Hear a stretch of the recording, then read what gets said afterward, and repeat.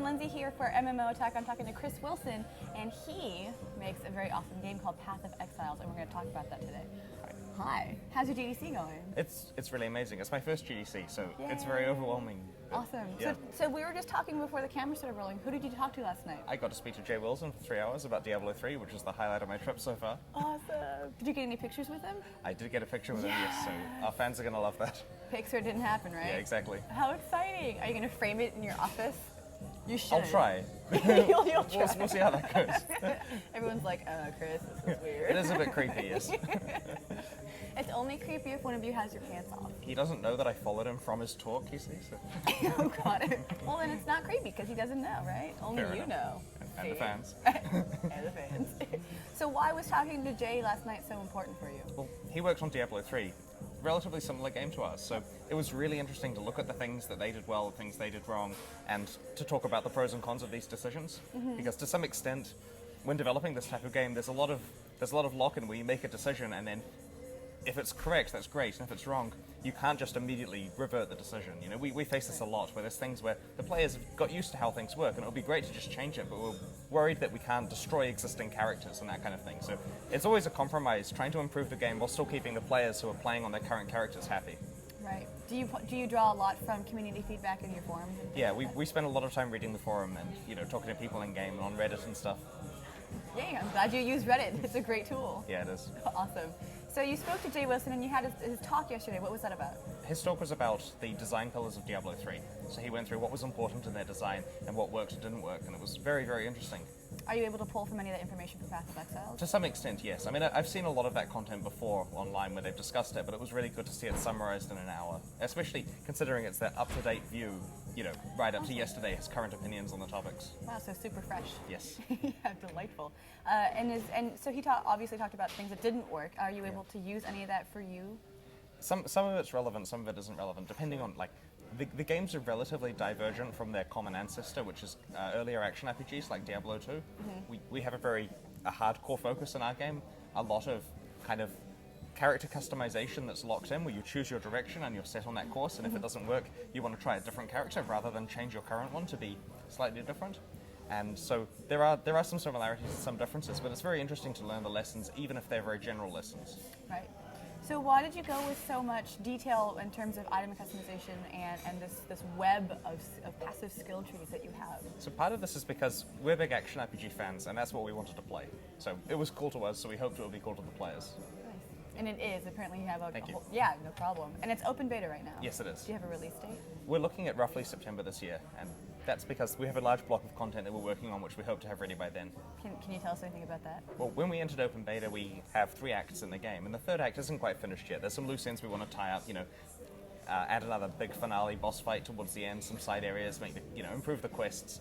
And so we expect to have that ready roughly by September. I mean, the date's an approximate one at this stage. But in addition, we're also doing weekly content patches between now and then. So whatever content we get ready, we try to put in as soon as it's ready. But the nature of adding a big area to the game with new monsters and so on kind of requires that it goes in when it's completely finished, which is why that portion of the content is coming later in the year. I see. Interesting. And you're using your own technology for the engine, correct? That's right, yeah. Right. It was written entirely in-house. Why'd you do that?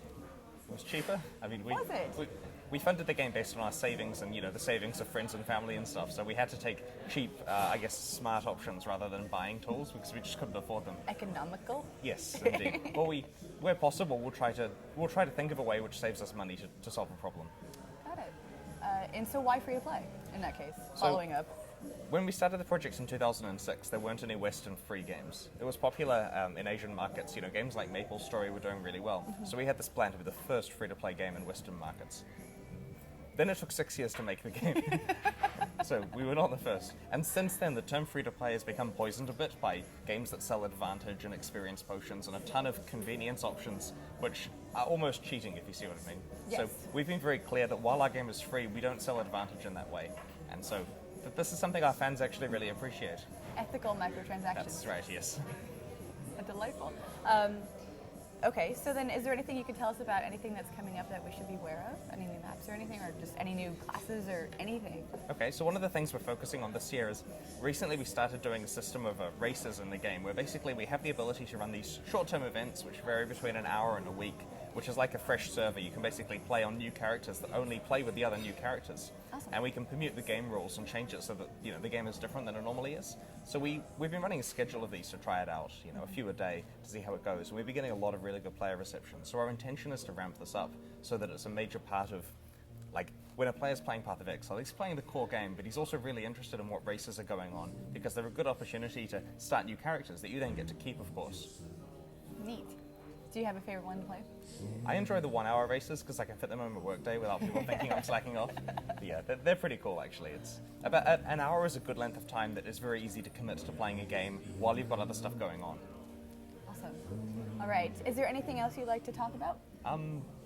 We can chat here all day. There's no we don't have to hurry to the finish line or anything. So. Well, that's pretty much a good overview of what's coming up in Path of Exile. So it's good that you asked. Awesome.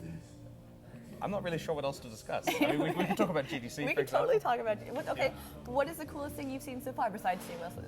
Well, the Blizzard party was excellent. The Steam party was good. Yes. Yeah. The fans probably get the impression we're just going to parties, but there are a lot of business meetings and really interesting talks and such. Parties are work.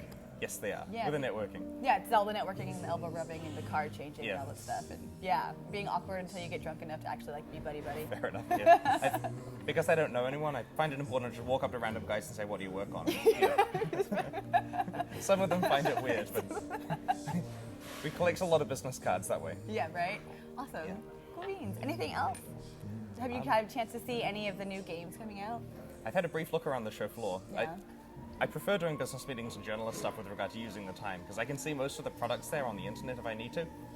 Smart. I mean, PAX is really good for seeing new games. GDC, a lot of it is product vendors who want to sell things to game development companies, and they've already all emailed us anyway to let us know that they exist. Very persistently in some cases.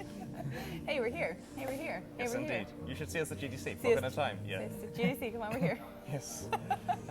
Are you still getting emails? Because I'm still getting emails. Yes. I'm getting emails saying you haven't visited our booth yet. You should come to our booth. Come at 2 o'clock. Come at 3 o'clock. We're really angry you haven't come and seen our booth. Yes. I'm thinking we can't use your product. What about that? Don't you understand? Stop Yeah. it. But it's their job to be pushy. Right. Sometimes, and that's how they get successful, I suppose. Indeed. Interesting. Yeah. Fascinating. Thank you so much, Chris, for Not a talking with us. problem. I appreciate it. All right. Thanks.